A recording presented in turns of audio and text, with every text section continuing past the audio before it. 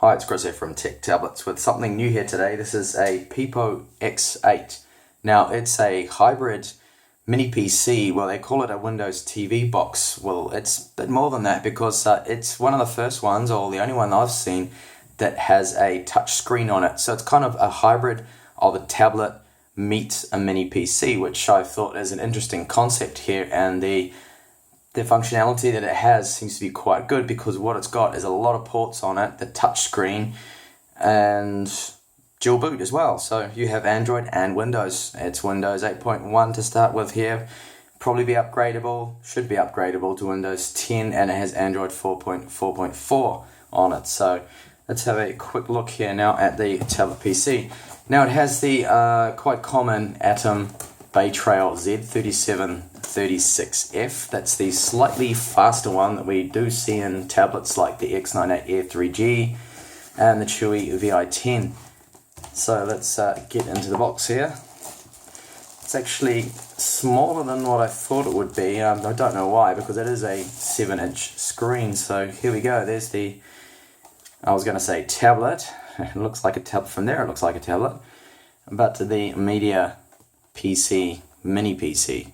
Okay, so on the right side here, we have a power on button, volume up and down, looks to be a status LED, a little dot there. Now the material here is plastic, quite a hard plastic there, black.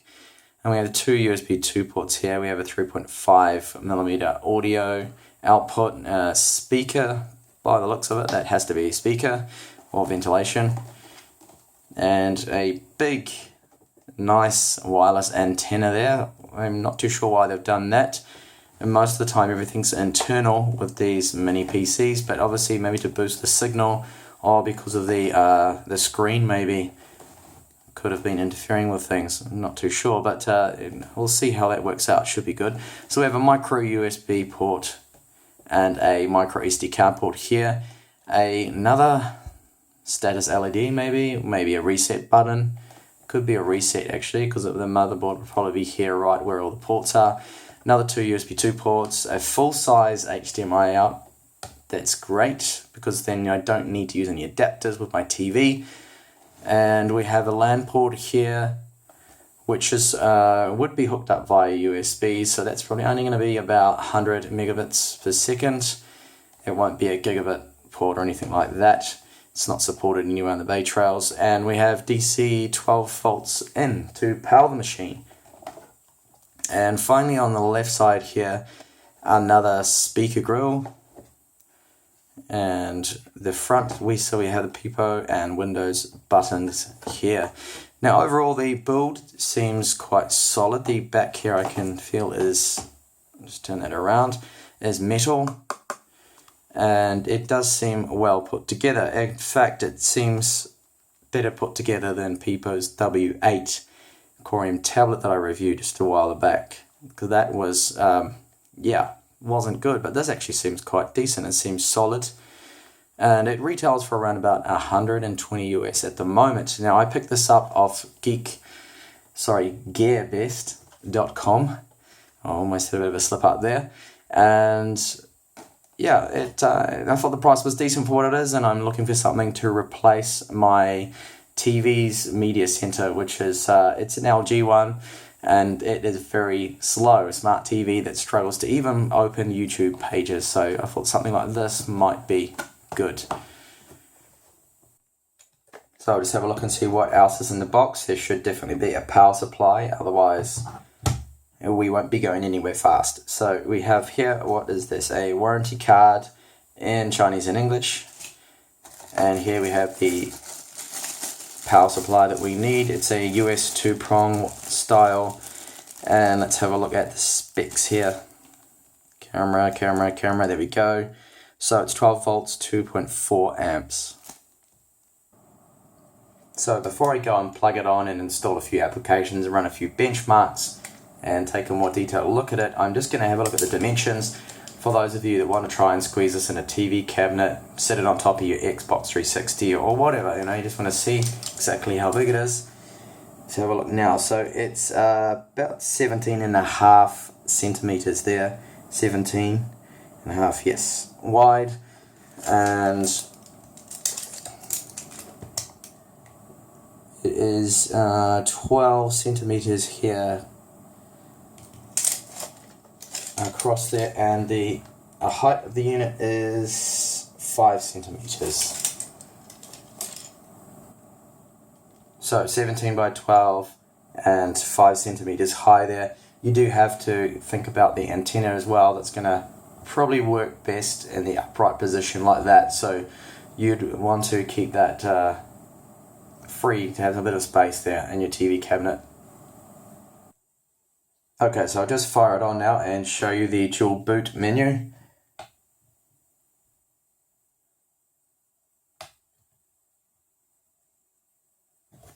So I did try to power it on without the cable, and it seems that there is no battery.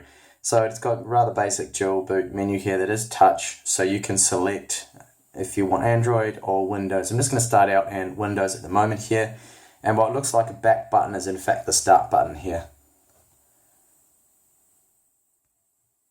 Now for some reason it always wants to start in the portrait orientation here, but it does have a sensor, orientation sensor, so it can correct itself if you just tilt it up like that.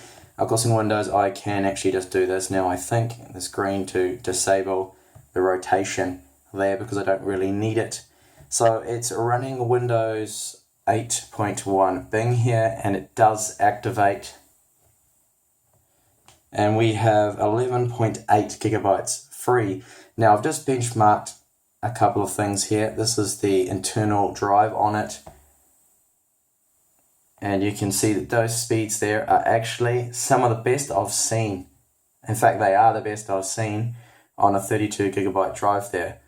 It's a Samsung eMMC, and those speeds are quite impressive for an eMMC drive. Okay, it's not a full solid state drive, but that's definitely faster than an external hard drive. There's some pretty good 4K speeds here, as well as the write speed of 124. They're not bad at all. I mean, some of the best I have seen on an eMMC powered device here, so that is very good. And a couple of things here in the device manager that I'll show you. You can see here that it's a Samsung BGND 3R type drive there that it has. And under networking we have Realtek RTL 8723BS. Hopefully you can see that on the video okay. That is the typical wireless that we see that handles Bluetooth and wireless in. 150 megabits per second is the fastest you'll get out of it. And anything else here to show you that's of interest? We already mentioned that it has the orientation sensor, and of course it is powered by the Atom Z3736F. You can see that down in the device manager. So the touchscreen actually seems quite responsive. I haven't had any issues. It is a small 7-inch panel there, and it's 1280 by 800, but it does look good. It looks nice and sharp, and it's not bad at all. The screen really is only going to be a secondary screen because this is a media kind of PC, so I will be using this later on with HDMI output to output 1080p and run it via the HDMI cable there. So the screen's not really the main thing, but just at this stage here I'm going to show you the use of the screen, and yeah, it works fine here. Now I've installed Asphalt 8, and I'll just quickly show you how that runs. It runs just fine, and I do have HW info running in the background. And these are the speakers at the moment at maximum volume. So I mean, they're not the greatest.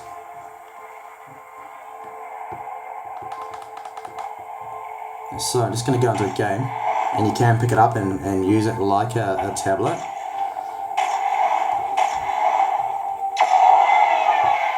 Which is why I've almost called it a tablet so many times, because it's a hybrid. It is a tablet and a mini PC.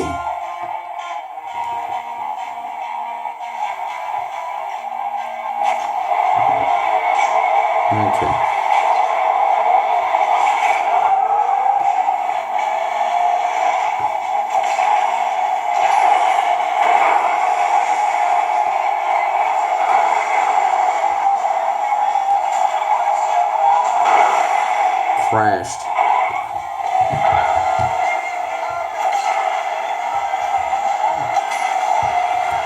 Okay, before I crash, so you can actually plug in an Xbox 360 controller or another controller and control that game with that, which will probably be a lot easier because we're playing it like that. It seems a little bit silly really, but that was just to demonstrate things. So 3D Mark, I'll show you the scores that they got. So their 3D performance of it, if you wanted to do a little bit of light Windows Store gaming or some old games on it, it seems to be adequate enough. The scores that I got, I'll just show you now, were on par with what I've seen on this chipset. So they are fine. There doesn't seem to be any slowdown or anything like that. Not like the Voyo mini PC that I tried out that was very slow and sluggish. This seems so far to be quite good. So the iStorm Extreme score there of almost 8,500, not bad at all, and 14,000 for the iStorm Unlimited score. Again, a very good score, up there with all the other tablets that run this chipset, tablets and mini PCs. Now I also did benchmark it with Geekbench 3 and the result is right here. So the single core score is 889 and we got up to 2,168 there for the multi-core score. Again, those scores are good for this chipset. They are right on par with other mini PCs and tablets that run this, so that is good. And the home button, by the way, works well there. There's no problems with that at all. The screen's responsive, and the brightness, as I'll just show you here, is not bad at all. Quite bright. That's the full brightness there, but the sensor of the camera is adjusting for that, so I can tell you that it is very bright. It's going to be good enough, I think, in well-lit areas. It's going to be slightly reflective, of course, the type of screen it is. It's not a fully laminated screen. That'll definitely do the job there. Now, I do have an external hard drive here hooked up, and it's a Toshiba 1TB drive, and it is powering this drive perfectly fine, no issues whatsoever. So you can run, hopefully, you should be able to run 4 if you had 4 of them around, should be able to power them. That's what it's there for. They're set up as a media PC, so that should definitely work. And I just see if I can show you here, the speeds are around 35 megabytes per second. I got over the USB 2 port. There's the maximum speeds there, copying some files over. Okay, so now I have the tablet hooked up to my monitor here, and I'm running both the displays here. It's duplicating display, you can see it's just down on the bottom here. And what I'm going to do is set it to output to 1080p only on the second monitor.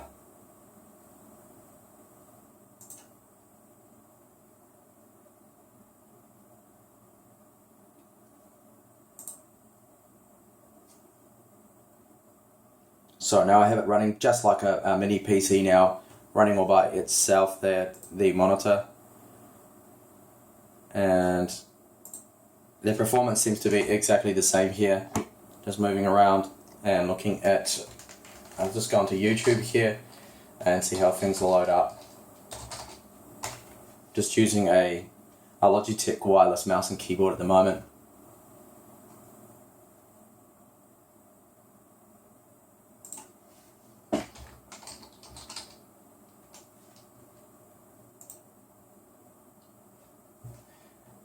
Seems to be fast enough. I'll just load something there in the background and to see if I can go onto a few websites here.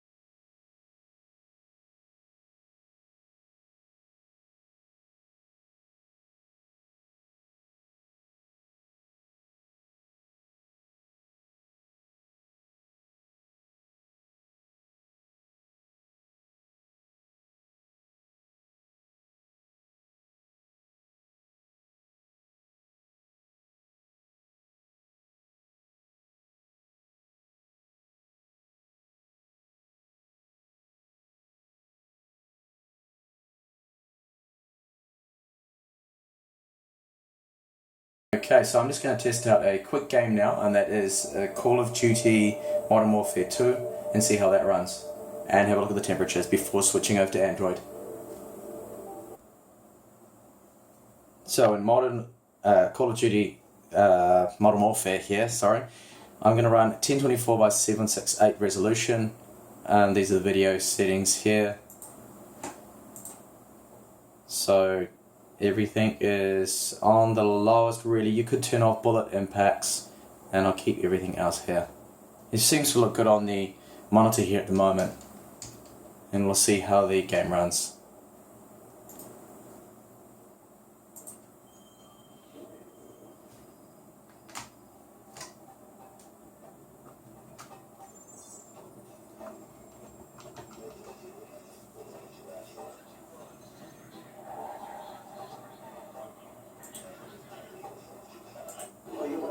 So it's quite quick to load there.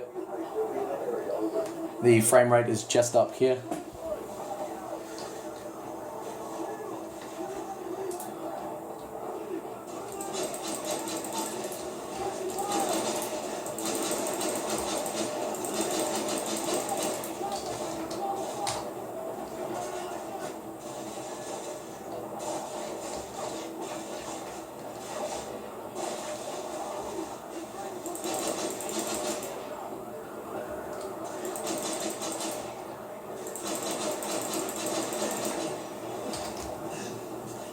Oh, almost died. So the frame rate seems to be okay, playable there. Whoop. What just happened? Okay. Don't know why that minimized there.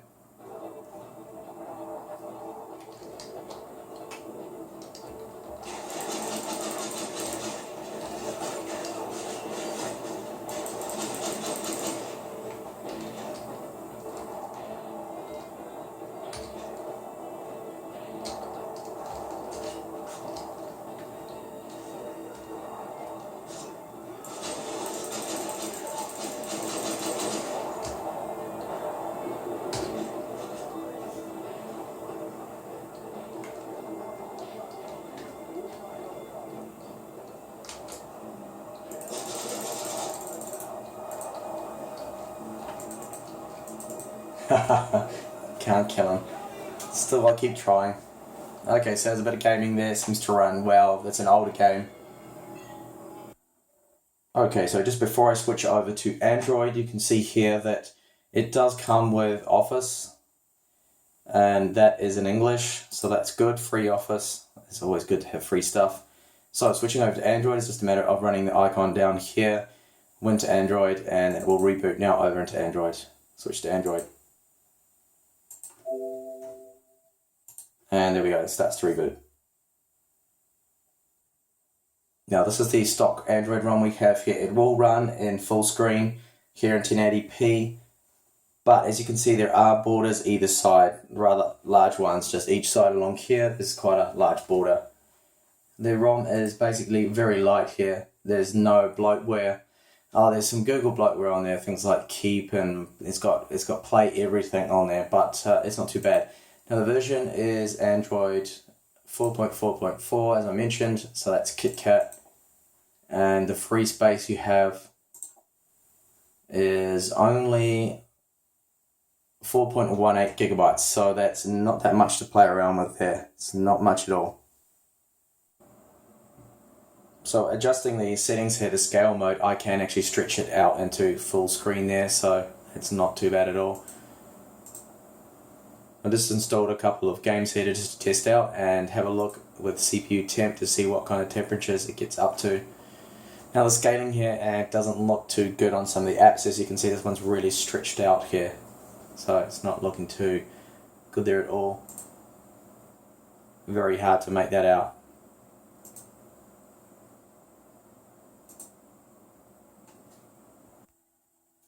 And finally, here are a couple of Android benchmarks here. This is Epic Citadel.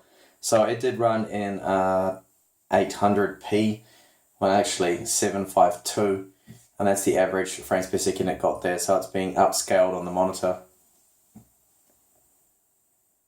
And these maximum temperatures that I got running those around 65 degrees. And here is the Antutu score, almost 38,000, which seems quite high, so it's not a bad score at all. Very high, about almost 1,000 more than what I'm used to seeing on this chipset.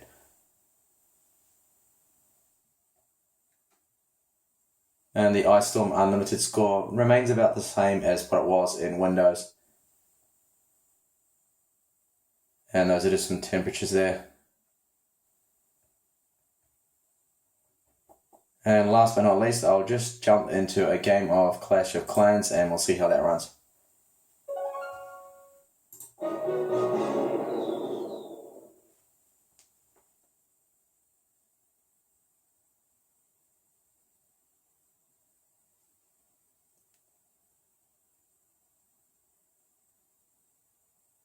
First time loading it, by the way, so it's going to be a little slower.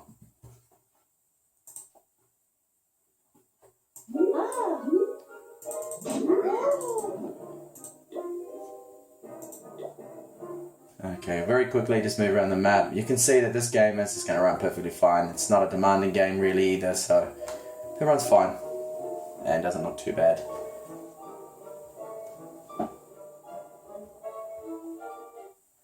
Okay, so that's a look there at the PiPo X8. I hope you enjoyed the video. Quite a long one. I didn't expect it to be this long, but there was quite a lot of things to cover there, Windows and Android there. So it does look like quite a decent media PC there, a small desktop PC, maybe something for emulators, videos, something to hook up to your TV, which was my idea of what I'm going to use this for. And I think that Windows tends to run a little bit better because it does actually output at a proper 1080p. But it's not a bad unit for around 120 US, not bad at all. So again, thanks for watching and I'll hopefully catch you in my next video. Bye for now.